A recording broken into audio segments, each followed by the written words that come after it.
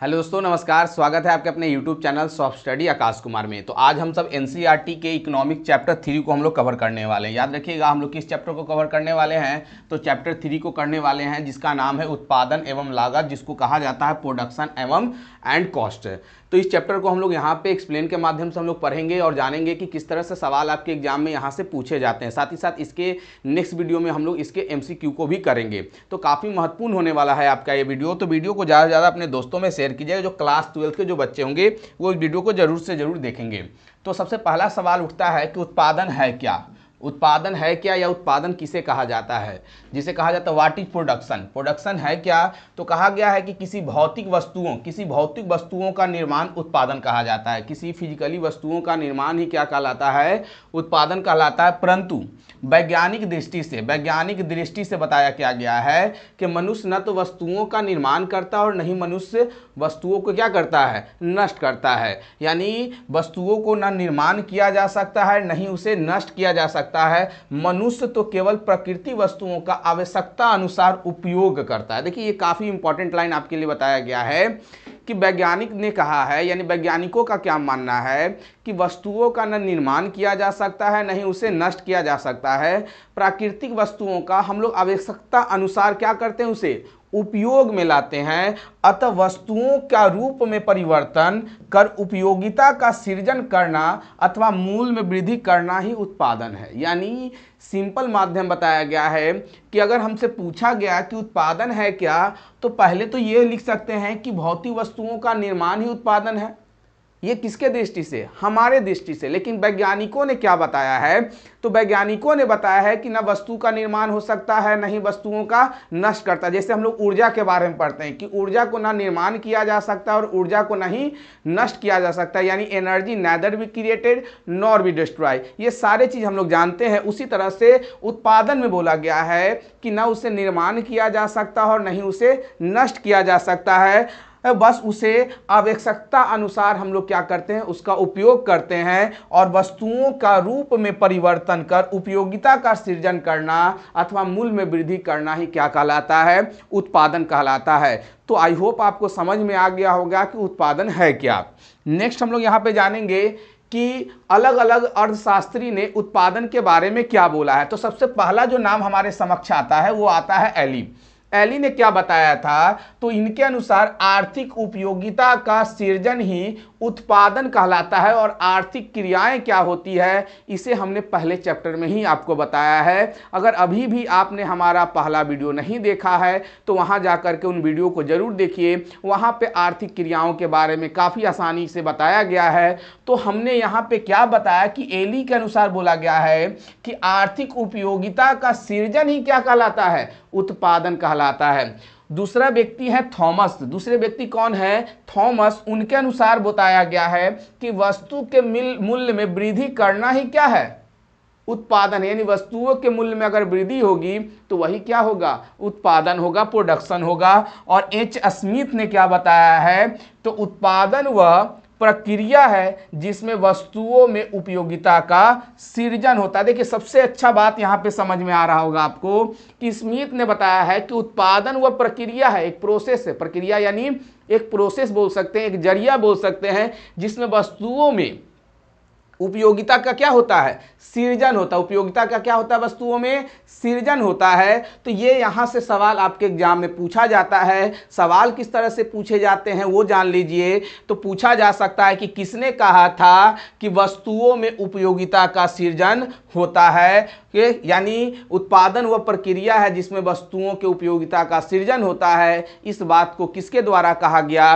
तो H Smith के द्वारा कहा गया। वहीं आपसे बोला जा सकता है कि किसने कहा था कि वस्तुओं के मूल्य में वृद्धि करना ही उत्पादन है? तो ये किसने कहा था? तो ये थॉमस ने कहा था। तो इस तरह से सवाल आपके एग्जाम में पूछे जाएंगे। और जब हमारा ऑब्जेक्टिव वीडियो आएगा तब उसमें आप देखिएगा ये सब सवाल जो है आपको वहां भी आपको बताया गया है।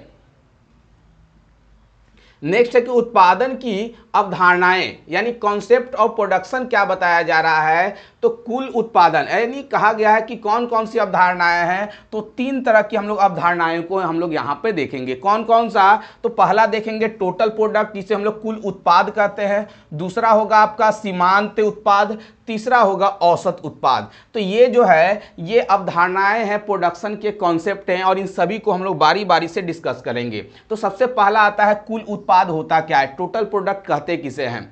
तो कहा गया कि किसी निश्चित समय में उत्पत्ति के साधनों का प्रयोग करके उत्पादित की गई वस्तुओं और सेवाओं की कुल मात्रा को कुल उत्पादन कहा जाता है। यानी कुल उत्पादन कहा किसे जाता है, तो हमारे पास समय क्या होंगे, निश्चित होंगे, फिक्स होंगे और उसमें साधनों का प्रयोग करके जो वस्तुएं हम लोग उत्पादित करते हैं या सेवाओं में, तो उसकी जो कुल मात्रा जो होती है उसी को कुल उत्पादन कहा जाता है। अब इसके कुछ फॉर्मूले भी होते हैं, आपके एग्जाम में यहाँ से प्रश्न आपको देखने को मिलेगा, पूछा जाएगा कि कुल उत्पाद आप लोग निकाल के बताइए। कैसे निकालेंगे टोटल प्रोडक्ट, तो सीमांत उत्पाद के इकाइयों का योग, सीमांत उत्पाद के इकाई जितने भी इकाई होंगे उसका योग किसके साथ कर दिया जाएगा, या औसत उत्पाद को साधन के इकाइयों के साथ गुना कर दिया जाएगा। यानी कहा गया कि कुल उत्पाद निकालेंगे कैसे, तो जितने भी सीमांत उत्पाद होंगे सभी इकाइयों को आपस में जोड़ देंगे, इस माध्यम से हम लोग कुल उत्पाद निकाल सकते हैं।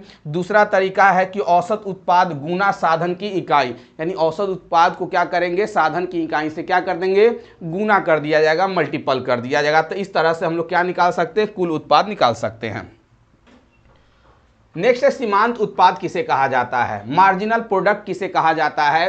तो कहा गया है कि श्रम की एक अतिरिक्त इकाई के लगाने से, श्रम की एक अतिरिक्त इकाई लगाने से कुल उत्पाद में होने वाली वृद्धि अथवा कमी को सीमांत उत्पाद कहा जाता है। पिछले चैप्टर में भी आपने पढ़ा होगा, सीमांत के बारे में पढ़ा होगा, वहाँ भी देखिए जब सीमांत वर्ड आएगा तो हर जगह सीमांत वर्ड का जो डिफिनेशन होगा वो यही एक ही डिफिनेशन होगा, डिफिनेशन बदलते नहीं है, बदलेंगे नहीं। जैसे यहाँ भी क्या बोला जाए, अतिरिक्त इकाई, और वहाँ पर भी हमने पढ़ा था कि अतिरिक्त इकाई में पढ़ा था कि वृद्धि हो या कमी हो उसी को सीमांत उत्पाद कहा जाता है, जबकि शेष सभी चीज का होंगे आगत जो होंगे वो अपरिवर्तित होगा, यानी उसमें कोई यानी बचे हुए चीज़ों जो होंगे उसके साथ जो हमें प्रोडक्शन के लिए चाहिए, तो उसमें बाकी चीज़ें में कोई बदलाव नहीं आएगा, बाकी चीज़ों में कोई बदलाव नहीं आएगा। तब यहाँ पे देखिए हम लोग सीमांत उत्पाद निकालते कहते हैं कैसे, अतिरिक्त इकाई। ये सारे चीज़ों को हम लोग ग्राफ के माध्यम से, जब आप आगे इसे देखिएगा तो ये देखिए फिगर के माध्यम से हम लोग यहाँ पे इसे जानेंगे, फिगर के माध्यम से इसे हम लोग जानेंगे। तो पहले यहाँ पे है कि हम लोग सीमांत उत्पाद निकालते कैसे हैं। तो कहा गया है कि टोटल प्रोडक्ट सेकेंड वाले में से, टोटल प्रोडक्ट सेकेंड वाले में यहाँ पे आइएगा तो देखिए टोटल प्रोडक्ट जो होगा यहाँ पे दिया गया है टोटल प्रोडक्ट, ये देखिए ये है ना टोटल प्रोडक्ट, सेकेंड वाले में से फर्स्ट वाले को क्या कर दिया जाता है, घटा दिया जाता है। देखिएगा सारे चीज़ों को हम लोग आसानी से पढ़ेंगे, तो उससे हम लोग क्या निकाल सकते हैं, सीमांत उत्पाद निकाल सकते हैं। दूसरा है कि टोटल प्रोडक्ट को डेल्टा हर एक इकाई से क्या किया जाएगा, भाग दे दिया जाएगा, तब उसे हम लोग कुल उत्पाद कहते हैं। अब देखिए यहाँ पे कैसे निकलेगा, हम लोग यहाँ पे देखेंगे, इस चीज़ को एक बार अच्छा से हम लोग समझेंगे। देखिए यहाँ पे पहले तो दिया गया है साधन ए और ये साधन बी है, ये परिवर्तनशील है, ये स्थिर है, यानी इसमें कोई बदलाव नहीं आएगा। हमने पीछे भी देखा था कि कुछ साधनों में बदलाव होंगे, कुछ साधन में बदलाव नहीं होंगे। जो बदलाव नहीं होगा वो दे दिया, यानी ये फिक्स है, इसमें कोई बदलाव नहीं होगा। यहाँ साधन बदल रहे, अब साधन बदलेगा तो सीमांत उत्पाद और कुल उत्पाद में हम लोग यहाँ पर देखेंगे। देखिए क्या देखने को मिल रहा है, जैसे जैसे कुल उत्पाद में एक वृद्धि हो रही है, शुरुआत में 0 था, अब कितना हो गया 40। तो सीमांत उत्पाद हम लोग निकालेंगे कैसे, तो सेकेंड वाले में से, इस वाले में से, यानी 40 में से हम लोग 0 को क्या कर देंगे, माइनस कर देंगे। तो हमें क्या मिला, 40 में अगर हम 0 को घटाते हैं तो क्या आंसर मिलेगा, हमें 40 मिलेगा। दूसरा आइए, दूसरा हम लोग कैसे करेंगे, तो 90 में 40 को घटाएंगे, कितना मिलेगा हमें 50। देखिए 50 आपको दिख रहा होगा। फिर तीसरा देखिए 130 में हम 90 को घटाएंगे, क्या मिलना चाहिए, 40 मिलना चाहिए। तो इस तरह से हम लोग सीमांत उत्पाद निकालते हैं। कैसे, तो कुल उत्पाद में हर एक इकाई बढ़ने से जो हम सेकंड इकाई को अगर हम फर्स्ट इकाई के साथ माइनस कर देते हैं तो जो हमें मिलता है, चाहे वो वृद्धि भी हो सकता है और कमी भी हो सकता है, उसी को हम लोग सीमांत उत्पाद कहते हैं। तो आई होप आपको ये समझ में आ रहा होगा कि हम लोग यहाँ पे काम किस तरह से कर रहे हैं। आपके एग्जाम में निकालने के लिए आएगा, कुल उत्पाद का ये सीरीज दे दिया जाएगा और ये आपको निकालने के लिए बोला जाएगा। तो आपने देखा कि किस तरह से हम लोग इसे निकालने की कोशिश कर रहे हैं। साथ ही साथ यहाँ भी देखिएगा आप लोग, सीमांत उत्पाद के बारे में दिया गया है। ये n क्या बताता है, तो इसका इकाइयों को बताता है। n किसकी क्या बताता है, इकाई को बताता है। याद रखिएगा n क्या बताएगा, n इकाई को बताता है। तो देखिए यहाँ पे क्या बताया गया है, n total product minus n minus, यानी दूसरी इकाई में से पहली इकाई को क्या कर दिया गया है, माइनस कर दिया गया है। तो इस तरह से हम लोग क्या निकालते हैं, सीमांत उत्पाद निकालते हैं। इसके अलावा और भी फार्मूला है एक और, कि डेल्टा टोटल प्रोडक्ट को डेल्टा एल से, यानी हर एक इकाई से क्या की एल क्या बताता है, परिवर्तनशील साधन की श्रम की इकाइयों में परिवर्तन को हमें बताता है। तो इस तरह से हम लोग क्या निकाल सकते हैं, सीमांत उत्पाद निकाल सकते हैं।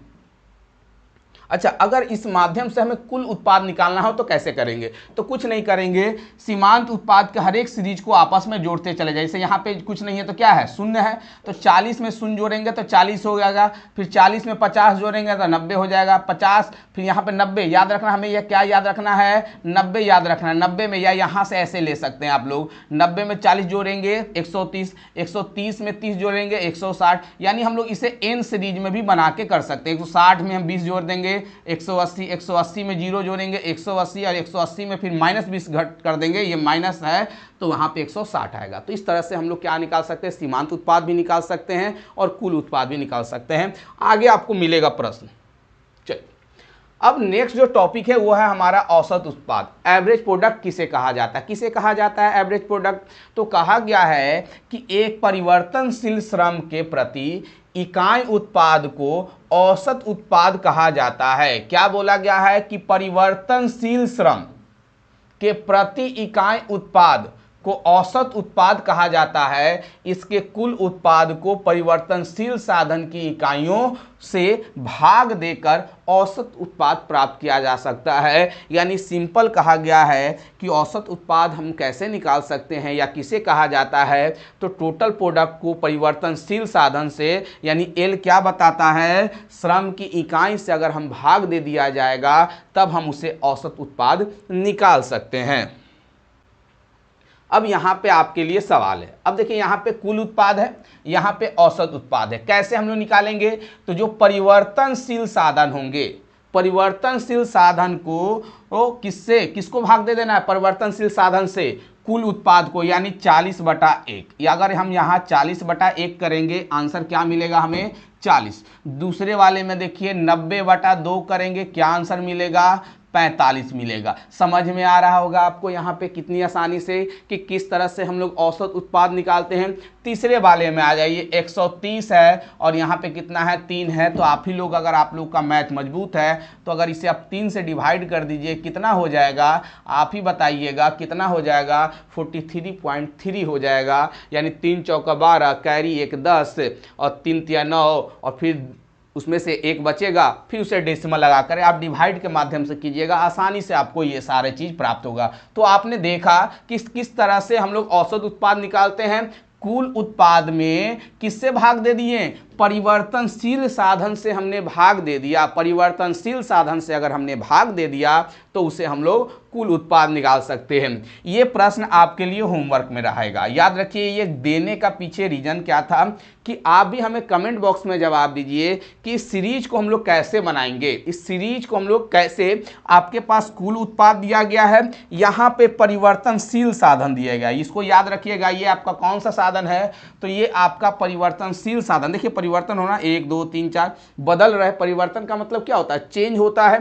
तो ये देखिए, ये परिवर्तनशील साधन है, ये कुल उत्पाद है, और आपको यहाँ से सीमांत उत्पाद और औसत उत्पाद निकालना है। किस तरह से आप निकालते हैं, कमेंट बॉक्स में जवाब दीजिएगा। और साथ ही साथ ये भी जवाब दीजिएगा कि आपका यहाँ पे कितना सही हुआ है। अगर फिर भी आपको लगता है कि ये नहीं आता है तो मैं नेक्स्ट वीडियो में क्या करूँगा, अलग से इसका एक वीडियो लेकर आऊँगा। लेकिन कमेंट बॉक्स आपको बताना होगा क्या आपसे ये सीमांत उत्पाद और औसत उत्पाद आया कि नहीं। और मुझे लगता नहीं है कि मैंने जिस तरीके से बताया है आपसे नहीं बनेगा, 100% उम्मीद है कि आपसे बन जाएगा। आप कुछ नहीं कीजिएगा, अगर ये एक बार देखिएगा और किस तरह से कुल उत्पाद हम लोग निकाल रहे हैं, बस उसको इसमें क्रम में सजा दे रहे हैं। जैसे बोल सकते हैं कि अगर हम इसका कुल उत्पाद निकालते हैं या औसत उत्पाद निकालते हैं कुल उत्पाद का, तो क्या होगा, 25/1 हो जाएगा यहाँ पे। उसी तरह से इसका कितना हो जाएगा, 45/2 हो जाएगा दूसरे का। तो इस तरह से आप औसत उत्पाद निकाल सकते हैं। और पीछे हमने क्या बताया है, श्रम सीमांत उत्पाद बताया है। तो इस तरह से आप दोनों को निकाल सकते हैं। तो कमेंट बॉक्स में जरूर जवाब दीजिएगा आप लोग, आपसे बना कि नहीं। चलिए नेक्स्ट आते हैं अल्पकाल। देखिए ये सारे सवाल जो हैं आपके एग्जाम में पूछे जाते हैं। अल्पकाल क्या होगा, तो कहा गया है कि अल्पकाल एक ऐसा समय होता है, अल्पकाल का अल्प का मतलब क्या होता है, कम, थोड़ा सा बोल सकते हैं, कम ही बोल सकते हैं। तो कहा गया कि अल्पकाल एक ऐसा समय होता है जिसमें उत्पादन के सभी साधनों में वृद्धि नहीं किया जा सकता है। यानी छोटे से समय में क्या हम उत्पादन के सभी साधनों में वृद्धि कर पाएंगे, नहीं कर पाएंगे। मान लीजिए कि आप किसी खेतों में काम कर रहे हैं, आप किसी फसल को उगाते हैं और आपके पास छोटा समय दे दिया जाए, क्या छोटे समय में आप उत्पादन जो कर रहे हैं क्या उसमें आप बदलाव कर सकते हैं छोटे से समय में, तो कहा जाएगा सर नहीं कर सकते हैं। यानी अल्पकाल कहा जाता है एक ऐसा समय होता है जिसमें उत्पादन के सभी साधनों में वृद्धि नहीं किया जा सकता है। अतः उत्पादन को बढ़ाने के लिए अल्पकाल में परिवर्तनशील साधनों को बढ़ा करके उत्पादन किया जा सकता है। यानी वैसी वस्तुओं को ही बढ़ा सकते हैं जो परिवर्तनशील होगा, जो परिवर्तनशील होगा। जैसे श्रम को बढ़ा सकते हैं। श्रम को बढ़ाने का मतलब है कि खेत में अगर 2 लोग काम कर रहे हैं तो 2 से 3 लोग कर सकते हैं, क्योंकि ये परिवर्तनशील है। लेकिन अगर खेतों में हमने चावल बो दिया है, अल्प समय में क्या उस चावल को चेंज किया जा सकता है, नहीं किया जा सकता, क्योंकि उसका एक समय फिक्स होगा। तो कहा जाता है कि अल्प समय में सभी साधनों में वृद्धि नहीं कर सकते हैं, नहीं कर सकते हैं। तो कहा गया कि सिर्फ उसी साधनों में वृद्धि किया जा सकता है या कमी किया जा सकता है जो परिवर्तनशील साधन होगा। परिवर्तनशील साधनों को परिवर्तित कारक भी कहा जाता है। आई होप आपको आसानी से समझ में आ रहा होगा। इसके बाद आते हैं दीर्घकाल, यानी लॉन्ग पीरियड बोल सकते हैं। दीर्घकाल को हम लोग लॉन्ग पीरियड बोल सकते हैं, अल्पकाल को हम लोग शॉर्ट पीरियड बोल सकते हैं। याद रखिएगा, इसे शॉर्ट पीरियड बोला जाता है और इसे लॉन्ग पीरियड बोला जाता है। लॉन्ग मतलब लंबा समय बोल सकते हैं।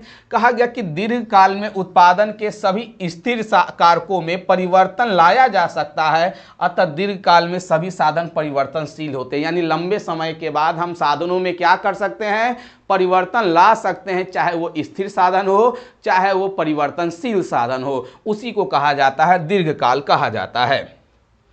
नेक्स्ट है कि स्थिर कारक क्या होंगे। अब स्थिर कारक कौन कौन सा है, कौन कौन से जो कारक है जो स्थिर हो सकते हैं। तो कहा गया कि जिन कारकों को अल्पकाल में परिवर्तन नहीं कर सकते हैं उसे स्थिर कारक कह सकते हैं। जैसे भूमि, पूंजी, इसको हम लोग अल्पकाल में नहीं बदल सकते हैं। जैसे अभी हमने आपको एग्जाम्पल बताया है कि हम मान लीजिए कि किसी खेतों में काम करें या हमारा कोई खेत है उसमें हमने फसल बोया, तो फसल बोया, मान लीजिए कि हमने कुछ जमीन में हमने फसल को बो दिया, मान लीजिए इतना में हमने, और अल्पकाल में अगर हमको चावल, सपोज इसमें हमने चावल बोया है, ठीक है, धान की खेती हम लोग कर रहे हैं, धान हमने अगर इसमें बोया है तो क्या कुछ समय के बाद आधा धान बोने के बाद फिर हम इसमें धान को ऐड करके बोया सकते हैं, नहीं, नहीं बोया जा सकता है। भूमि को नहीं बदला जा सकता है। भूमि को कब बदल सकते हैं, तब इसमें ऐड नहीं, ये अलग होगा, ये अलग होगा, दोनों में अलग होगा। तो कहा गया कि भूमि और पूंजी में जो है ये स्थिर कारक है। जब इसमें हमने एक बार लगा दिया वो हमारा फिक्स हो गया, वो अल्पकाल में नहीं बदला जा सकता है। उसे बदलने के लिए हमें दीर्घकाल का इस्तेमाल करना होगा। परिवर्तनशील साधन कारक क्या हो सकते हैं, तो जिन कारकों को हम लोग अल्पकाल में उत्पादन में वृद्धि या कमी करने के लिए परिवर्तन घटा बढ़ा सकते हैं। जैसे यहाँ पे श्रम, कच्चा माल। जैसे श्रम का मतलब है जैसे हमने खेतों पे 2 लोग काम पे लगाए हैं, आज हमने 2 लोगों को लगाया है, कल हम 4 लोगों को उस पे काम पे लगा सकते हैं। यानी जो परिवर्तनशील कारक है उसे हम लोग अल्पकाल में क्या कर सकते हैं, कम बेस कर सकते हैं, उसी को परिवर्तनशील कारक कहा जाता है। जैसे यहाँ पे श्रम, कच्चा माल, ये सब आएगा। अब आते हैं उत्पादन फलन क्या है। उत्पादन फलन कहा गया है कि आगत यानी इनपुट और निर्गत यानी आउटपुट के क्रियात्मक और फलनात्मक संबंध को, यानी कहा गया कि उत्पादन का फल क्या होता है। फलन का मतलब उसका फल क्या होगा, जब हम किसी वस्तु को प्रोडक्ट करेंगे उससे हमें फल कैसे प्राप्त होगा।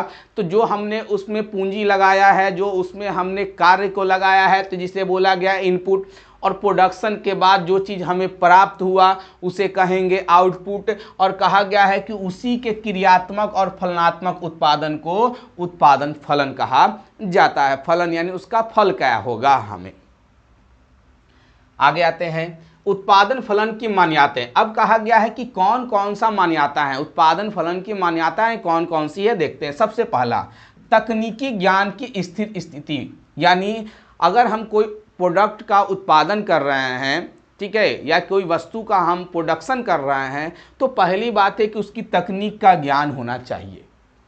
दूसरा है कुशल प्रविधि, ज्ञान तो होना चाहिए और उसमें हमें स्किल डेवलपमेंट भी चाहिए। तीसरा है छोटी इकाइयों में विभाजन, उसे हम लोग छोटी छोटी इकाइयों में विभाजन कर सकते हैं। भौतिकी संबंधों का प्रदर्शन, उत्पादन के साधनों में दी हुई कीमतें, यानी उत्पादन के साधन में कौन कौन सी कीमतें, कितनी कीमतें हैं, ये हमें ज्ञात होना चाहिए। निश्चित समय अवधि, ये भी हमें ज्ञात होना चाहिए कि किसी वस्तु का हम प्रोडक्ट कर रहे हैं तो उसमें समय अवधि क्या है। और अपरिवर्तनीय विधि, यानी कौन सा विधि है जो इसमें हम लोग उसमें बदलाव नहीं कर सकते हैं, कौन सा तरीका है। तो ये सारे चीज़ों का हमें ज्ञान होगा, तभी हम लोग उत्पादन फलन कर सकते हैं। यानी उत्पादन फलन होने के लिए इन सभी चीज़ों का ज्ञात होना हमें जरूरी है। उत्पादन फलन की विशेषताएं, अब इससे हम लोग विशेषताएं क्या की है, देखिए आपके एग्जाम में विशेषताएं पूछे जाएगी, और पहले भी हमने बताया है कि 1 से 2 विशेषताएं तो आपके हर एक एग्जाम में पूछा गया। आप किसी भी बोर्ड से एग्जाम दे रहे हो, जरूरी नहीं है कि आप Bihar board, UP board, Jharkhand board के ही हो, जिस भी बोर्ड से आप एग्जाम देते हैं, चाहे वो सीबीएसई बोर्ड हो, चाहे वो अदर स्टेट बोर्ड हो, वहाँ पे विशेषताएं जरूर पूछी जाती है। अंतर होता है हिंदी में, बहुत बोर्ड जो है वो हिंदी में एग्जाम लेते हैं और सीबीएसई इंग्लिश में यह एग्जाम लेता है। तो अंतर सिर्फ क्या आता है, लिखावट का अंतर है, विशेषताएं दोनों में पूछी जाती हैं। तो आते हैं क्या क्या है विशेषताएं। तो उत्पादन तथा उत्पत्ति के साधनों का पारस्परिक संबंध बतलाता है, यानी क्या बताता है कि उत्पादन और उत्पत्ति के बीच में जो साधन है उसके संबंध को बताता है, ये एक विशेषताएं है। दूसरा है टेक्नोलॉजी द्वारा निर्धारित होता है, यानी जो हम उत्पाद करते हैं, जो भी आज हमारे यहाँ प्रोडक्शन होता है उसमें हम लोग टेक्नोलॉजी का इस्तेमाल करते हैं, बिल्कुल करते हैं। तो टेक्नोलॉजी का इस्तेमाल होता है। उत्पादन सदा एक दिए हुए समय या प्रति इकाई समय के संदर्भ में ही व्यक्त होता है। जाहिर सी बात है कि जो उत्पादन होगा उसका समय निश्चित होगा, उसका समय क्या होगा, निश्चित होगा।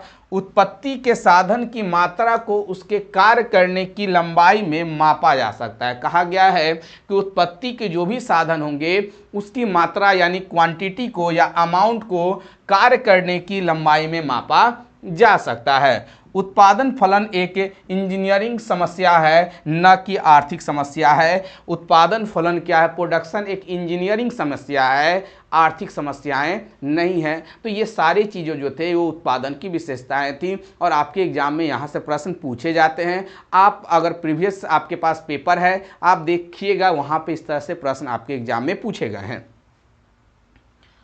आगे आते हैं, अब आगे दिया गया है हार्समान सीमांत उत्पाद नियम। क्या बताता है ये, तो जब कहा गया कि जब अन्य आगत यानी इनपुट स्थिर हो तो हम किसी एक आगत में वृद्धि करते हैं। जब कहा गया है कि सभी आगत जो है वो स्थिर हो, फिक्स हो, तो हम किसी एक इनपुट में अगर हम वृद्धि कर दिए, एक इनपुट में अगर हम वृद्धि कर दिए तो उत्पादन में बढ़ोतरी हो जाती है। उत्पादन में क्या हो जाएगा, बढ़ोतरी हो जाएगा, हमारा उत्पादन बढ़ जाएगा। लेकिन एक समय के बाद ऐसी स्थिति आएगी कि उसमें अतिरिक्त आगत के प्रयोग के बावजूद भी उत्पादन में गिरावट आने लगेगी। यानी कहा गया है कि हमने वृद्धि किया, उत्पादन की एक इकाई में हमने वृद्धि किया तो हमारा जो उत्पादन था वो बढ़ गया, लेकिन कब तक। जैसे सपोज मान लीजिए आपको काफ़ी भूख लगा हुआ है, ठीक है, और आपको भूख लगा हुआ है, आपने रोटी खाया, आपका थोड़ा सा पेट भरा, एक रोटी खाया थोड़ा सा पेट भरा, आपने 2 रोटी खाया और पेट भरा, 3 रोटी खाया, आपका पेट पूरी तरह से भर गया। अब आपको दे दिया गया चौथी रोटी, क्या कीजिएगा, आप खा पाइएगा? तो कहा गया कि नहीं। ठीक है, तो वही चीज यहां पे बताई जा रही है कि इनपुट में वृद्धि करते हैं तो उत्पादन में बढ़ोतरी तो हो गया, लेकिन एक समय तक ही वो बढ़ोतरी होगा। जब समय से ज़्यादा हो जाएगा, यानी कहा गया है कि जब उसमें और अतिरिक्त इनपुट कर दिया जाए तो उसके बाद उसमें क्या आने लगेगी, गिरावट आने लगेगी। हमने एग्जाम्पल के माध्यम से आपको बताया कि जब आपको एक्स्ट्रा भोजन दे दिया जाएगा तो क्या सभी भोजन को आप खा पाइएगा? नहीं, उस भोजन में क्या आएगी, गिरावट आ जाएगी। यह 3 चरणों में होता है, बढ़ता सीमांत उत्पाद, घटता सीमांत उत्पाद और ऋणात्मक सीमांत उत्पाद। ये सभी चीज़ें आपके लिए काफ़ी महत्वपूर्ण है और यहाँ से सवाल आपके एग्जाम में पूछे जाते हैं। अब आते हैं उत्पादन फलन के 2 प्रकार। उत्पादन फलन के 2 प्रकारों को हम लोग पढ़ेंगे बारी बारी से। पहला है अल्पकालीन उत्पादन फलन और दूसरा है, या इसे कहा जाता है साधन के प्रतिफल। देखिए 2 हम लोग पढ़ेंगे, पहला पढ़ेंगे अल्पकालीन और दूसरा पढ़ेंगे हम लोग दीर्घकालीन। तो अल्पकालीन में क्या बताता है, तो हमने पहले भी पढ़ा था, यदि उत्पादक उत्पादन में परिवर्तन अन्य साधनों को स्थिर रखकर उत्पादन के केवल एक ही साधन में वृद्धि अथवा कमी के करता है तथा इसके फलस्वरूप उत्पादन के साधनों के मिश्रण का अनुपात बदलता है, तो उत्पादन और उत्पादन के साधन का प्रतिफल या परिवर्तनशील अनुपात का नियम कहा जाता है। देखिए क्या बताया जा रहा है, इतना ऊपर पढ़ दिया गया, समझ में नहीं आया। देखिए समझिए क्या बताया क्या जा रहा है यहाँ पे। तो कहा कि जो उत्पादक है, जो प्रोडक्टर है, जो वस्तु को प्रोडक्ट कर रहा है, सपोज हम किसी वस्तु को बना रहे हैं, तो कहा गया कि उत्पादन में परिवर्तन अन्य साधनों को स्थिर रखा, यानी जो भी परिवर्तनशील साधन है उसमें सभी को स्थिर रख करके केवल एक ही साधन में वृद्धि किया गया। जितने भी परिवर्तनशील साधन है उसमें से किसी एक में हमने क्या किया, वृद्धि किया या कमी किया, एक परिवर्तनशील साधन में, तथा इसके फलस्वरूप उत्पादन के साधनों के मिश्रण का अनुपात बदल। जब हम उसमें वृद्धि किए या कमी किए तब जो हमारा उत्पादन हो रहा है उसमें एक अनुपात में बदलाव देखने को मिल रहा है। जब उत्पादन हुआ कमी या बेसी करने पे तो उसके मिश्रण में अनुपात में बदलाव आ रहा है, और उत्पादन के साधन के प्रतिफल या परिवर्तनशील अनुपातों का नियम, यही अनुपात में जो बदलाव आया उसी अनुपात के नियम को हम लोग क्या कहते हैं, क्या कहते हैं उसे, अल्पकालीन उत्पादन फलन या साधन के प्रतिफल कहते हैं। चूंकि यह संबंध अल्पकाल से होता है, क्योंकि एक ही चीज में न बढ़ रहे हैं। हमने क्या पढ़ा, अल्पकाल में सभी साधनों में परिवर्तन नहीं किया जा सकता है, तो हमने यहाँ पे बोला है कि एक ही साधन में हम लोग क्या कर रहे हैं, परिवर्तन कर रहे हैं। तो कहा गया है कि चूंकि अल्पकाल से होता है इसलिए इसे अल्पकालीन उत्पादन फलन भी कहा जाता है, या इसे साधन के प्रतिफल भी कहा जाता है। नेक्स्ट आते हैं, कहा गया दीर्घकालीन उत्पादन फलन, या इसे पैमाने का प्रतिफल कहा जाता है। इसे पैमाने का प्रतिफल, और आपने अपने एग्जाम के प्रीवियस प्रश्नों को अगर आपने देखा है तो वहाँ पे भी देखा होगा कि ये प्रश्न पूछे गए हैं। देखते हैं क्या प्रश्न है। तो यदि उत्पादन सभी साधनों में एक ही अनुपात में परिवर्तन होता है, यानी उत्पादक जो है सभी साधनों के एक ही अनुपात में परिवर्तन होगा, इस स्थिति में उत्पादन और उत्पादन के साधनों का अनुपातिक संबंध को पैमाने का यानी जो अनुपात बदल रहा है साधन के परिवर्तन करने पे, वस्तुओं में परिवर्तन लाने पे जो उत्पादन में जो बदलाव हो रहा है अनुपात में, सभी जगह अनुपात अगर सेम रेशियो में होगा तो कहा जाता है उसे पैमाने का प्रतिफल कहा जाता है। इसका संबंध दीर्घकाल से होगा, इसलिए इसे दीर्घकालीन उत्पादन फलन भी कहा जाता है। इसका संबंध किससे होगा, दीर्घकाल से होगा। पैमाने के प्रतिफल, अब क्या है पैमाने के प्रतिफल, तो कहा गया कि साधनों के प्रयोग अनुपात को स्थिर रखते हुए जब सभी साधनों को समान अनुपात में बढ़ाया जाता है। सभी साधनों को कैसे बढ़ाया जाएगा, समान अनुपात में, सेम रेशियो में बढ़ाया जाएगा, तब उत्पादन में होने वाले परिवर्तन को पैमाने, यानी तब उत्पादन में जो बदलाव आएगा तब उसे हम लोग पैमाने का प्रतिफल कहते हैं। और ये सवाल आपके एग्जाम में भी पूछे गए हैं। नेक्स्ट है पैमाने के बढ़ते प्रतिफल पैमाने के बढ़ते प्रतिफल। जब उत्पादन के सभी साधनों को के प्रतिशत बढ़ाने से उत्पादन के प्रतिशत से अधिक बढ़ता है तो उसे पैमाने के बढ़ते प्रतिफल कहा जाता है। यानी कहा गया कि मान लीजिए किसी उत्पादन में हमने 10% का वृद्धि किया, क्या किया है, साधनों में 10% हमने साधन में वृद्धि किया है, तो जो हमारा प्रोडक्शन हुआ वो 10% से क्या हो गया, 10% से अधिक बढ़ गया। 10% से क्या हो गया, अधिक बढ़ गया। क्या बढ़ गया हमारा 10% से अधिक, प्रोडक्शन जो है वो 10, साधन हमने बढ़ाया 10%, लेकिन हमारा जो प्रोडक्शन हुआ वो 10% से अधिक बढ़ गया, तब उसे पैमाने के बढ़ते प्रतिफल कहा जाता है। दूसरा है पैमाने के घटते प्रतिफल किसे कहा जाता है, तो जब उत्पादन के साधनों में वृद्धि करने पर उत्पादन में उससे कम अनुपात में वृद्धि होती है तो उसे पैमाने का घटता हुआ प्रतिफल कहा जाता है। मान लीजिए कि हमने 10% साधन में वृद्धि किया और जो हमारा प्रोडक्शन है वो 10% से कम ही हुआ। जब हमारा प्रोडक्शन जो है वो वृद्धि कितना हुआ, 10% से कम वृद्धि हुआ, 10% से कम वृद्धि हुआ, तब हम कह सकते हैं कि यह हमारा पैमाने के घटते प्रतिफल का एग्जाम्पल होगा। तीसरा है पैमाने का स्थिर प्रतिफल। जब उत्पादन के साधनों की मात्रा में वृद्धि करने पर, उत्पादन की साधनों की मात्रा में वृद्धि करने पे उत्पादन में उसी अनुपात में वृद्धि होता गया। यानी कहा गया कि जब हम साधन में 10% बढ़ाया तो हमारा वृद्धि भी कितना प्रतिशत बढ़ा, 10% बढ़ाया। जब हम साधन में 12% बढ़ाया हमारा वृद्धि भी 12% ही बढ़ा, यानी हमारा प्रोडक्शन 12% ही बढ़ा, तब उसे कहा जाता है पैमाने का स्थिर प्रतिफल। यानी हमने 3 पढ़ा, बढ़ते में हमने क्या पढ़ा, तो 10% बढ़ाने से वो उससे अगर ज़्यादा आ गया, मान लिए 10% हमने साधन वृद्धि किया तो हमारा फल कितना प्राप्त हुआ, प्रोडक्शन जो हुआ वो हमारा 10 से बढ़ के 12 हो गया। दूसरा में हमने कहा कि 10% किया और ये 10 से हमारे घट के 9 आ गया, तब ये हमारा घटता हुआ हो गया। तीसरा हमने पढ़ा कि जब 10% हमने साधन वृद्धि किया तो हमारा फल भी जो था, प्रोडक्शन भी जो था वो 10% ही रह गया, तब ये हो गया पैमाने का स्थिर प्रतिफल। तो तीनों चीज़ों को हमने आसानी से जाना है। उत्पादन लागत किसे कहा जाता है, किसी वस्तु के उत्पादन पर व्यय की गई कुल धनराशि को उत्पादन लागत कहते हैं। देखिए क्या बताया गया है कि किसी वस्तु के उत्पादन पर, किसी वस्तु के उत्पादन पे जो हमने खर्च किया, व्यय किया, जरूरी नहीं है सिर्फ पैसा, कुछ भी चीज़ अगर उस पर हमने व्यय किया है तब उस कुल धनराशि को उत्पादन लागत कहा जाता है। उत्पादन लागत के कुछ प्रकार होते हैं, उस प्रकार को जानते हैं। पहला है स्थिर लागत। उत्पादन लागत के कुछ प्रकार हमने पीछे भी पढ़ा है। अभी हमने क्या पढ़ा था, स्थिर प्रतिफल पढ़ा था। अब हम क्या पढ़ रहे हैं, स्थिर लागत पढ़ रहे हैं। तो कहा गया कि स्थिर लागत कुल लागत का वह भाग है जो उत्पादन में परिवर्तन होने पर स्थिर रहता है।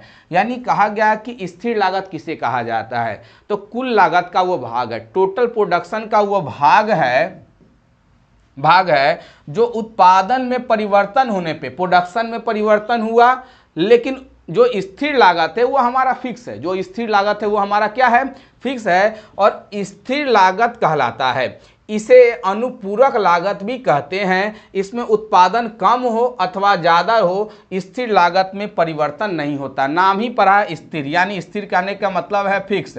हमारा प्रोडक्शन ज़्यादा हो रहा है या हमारा प्रोडक्शन कम हो रहा है, स्थिर लागत में कोई परिवर्तन नहीं आता है। हमारा प्रोडक्शन ज़्यादा भी होगा, स्थिर लागत वही रहेगा, हमारा प्रोडक्शन कम भी होगा, स्थिर लागत वही रहेगा।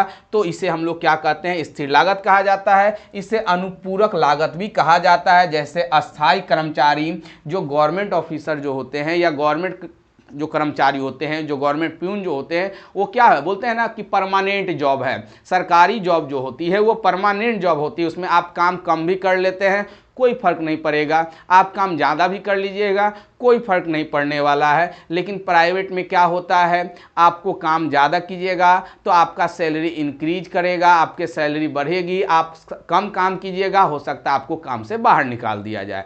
तो वो परिवर्तनशील है। और जो स्थिर लागत है वो क्या है, परमानेंट जॉब। इसमें आपने काम अगर कम भी किया है तो क्या आपकी सैलरी कम हो जाएगी, नहीं हो जाती है।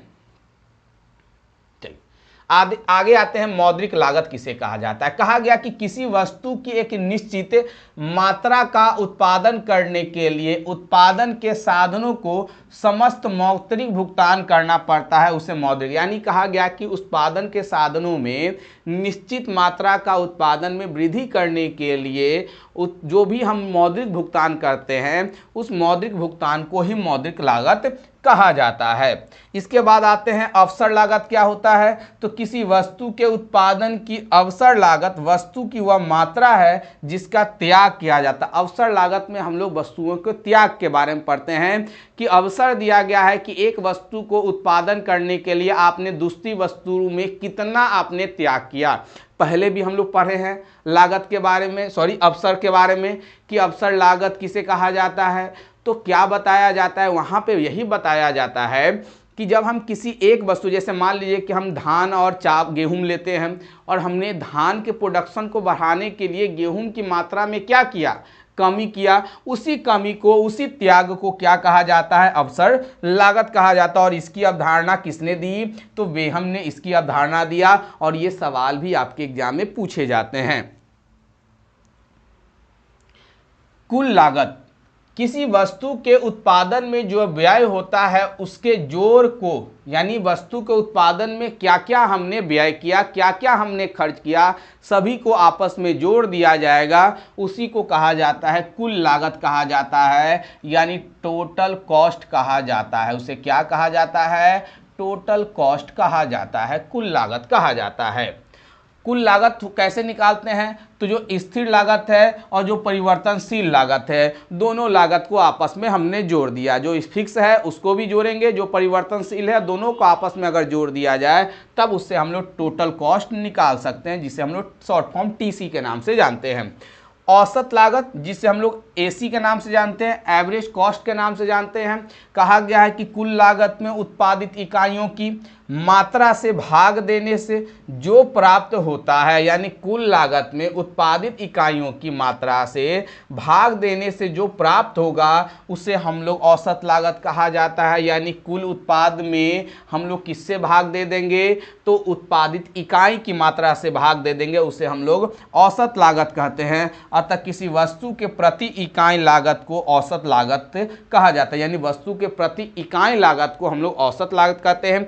निकालने का तरीका देख लीजिए आप लोग यहाँ पे, तो कुल लागत को किससे, उत्पादन मात्रा से हम लोग क्या कर दिए, भाग दे दिए। कुल लागत को हमने किससे, मात्रा से, अमाउंट से भाग दे दिया गया, तब हमें क्या निकल जाएगा, औसत लागत निकलेगा।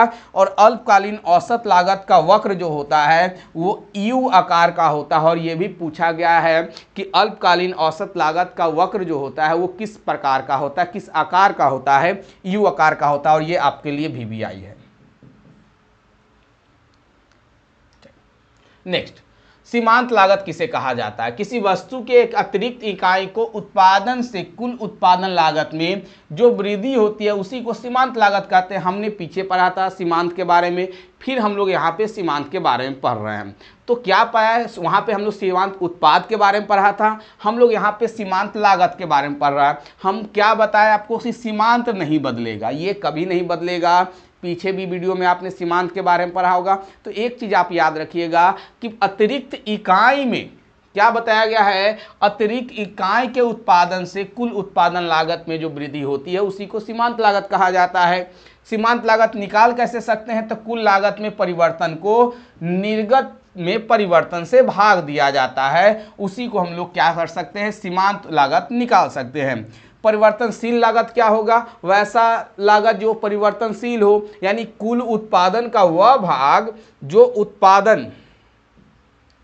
उत्पादन के बढ़ जाने से बढ़ता तथा बढ़ता तथा घटने के साथ घटता है तो परिवर्तनशील लागत कहा जाता है। यानी उत्पादन का वह भाग कि उत्पादन के बढ़ाने से, उत्पादन के बढ़ जाने से बढ़ेगा, उत्पादन के बढ़ जाने से बढ़ेगा और उत्पादन के घट जाने से घटेगा, उसी को परिवर्तनशील लागत कहा जाता है। इसे प्रधान लागत भी कहा जाता है। और आपके एग्जाम में ये सवाल पूछा गया है कि प्रधान लागत किसे कहा जाता है, तो परिवर्तनशील लागत को हम लोग प्रधान लागत कहते हैं। और उदाहरण के लिए कच्चे माल, अस्थायी श्रमिक, ये सब क्या है, अगर हम इसमें बढ़ाएंगे तो हमारा उत्पादन बढ़ जाएगा, अगर इसमें हम घटाएंगे तो हमारा उत्पादन घट जाएगा। और ये दोनों क्या है, परिवर्तनशील है। कच्चे माल को हम परिवर्तनशील कहा जाता है। अस्थायी कर्मचारी, जो कर्मचारी या श्रमिक जो है वो फिक्स नहीं है, अस्थायी है, तो इसके बढ़ाने से हमारा प्रोडक्शन भी बढ़ेगा, घटाने से हमारा प्रोडक्शन घट भी सकता है।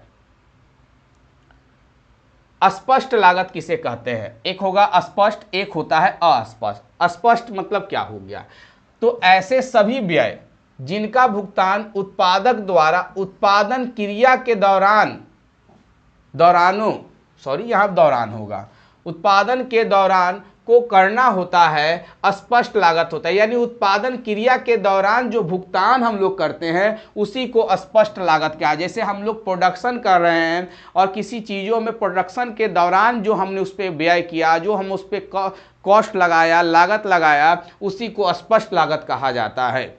अस्पष्ट लागत किसे कहा जाता है, जिसे सन्निहित लागत कहा जाता है। इनमें उत्पादन के वह व्यय सम्मिलित होते हैं जिनका उत्पादन को प्रत्यक्ष रूप से भुगतान नहीं करना होता है। इसमें उन सेवाओं एवं साधनों की कीमतों को सम्मिलित किया जाता है जिनका उत्पादक प्रयोग तो करता है किंतु प्रत्यक्ष रूप से उसकी कीमत नहीं चुकाता। कहने का मतलब क्या है यहाँ पे कि इसमें भी क्या होगा कि उत्पादन के प्रत्यक्ष रूप के भुगतान नहीं करना पड़ता, यानी डायरेक्टली। प्रत्यक्ष रूप का मतलब क्या, डायरेक्टली हमें उसे भुगतान नहीं करते हैं। सेवाओं एवं साधनों की कीमतों को सम्मिलित किया जाता है जिनका उत्पादक प्रयोग करता है किंतु वो जो हमने प्रयोग किया, जैसे मान लीजिए कि हम किसी वस्तु को प्रोडक्ट करने में हमने कुछ ऐसे भी चीज़ों का प्रयोग किया है जिसकी प्रत्यक्ष रूप से उसकी कीमत नहीं हम लोग चुका पाते, प्रत्यक्ष रूप से उसकी कीमत हम लोग नहीं चुका पाते हैं, तब उसे हम लोग कहते हैं अस्पष्ट लागत। जो कि स्पष्ट नहीं हो पा रहा है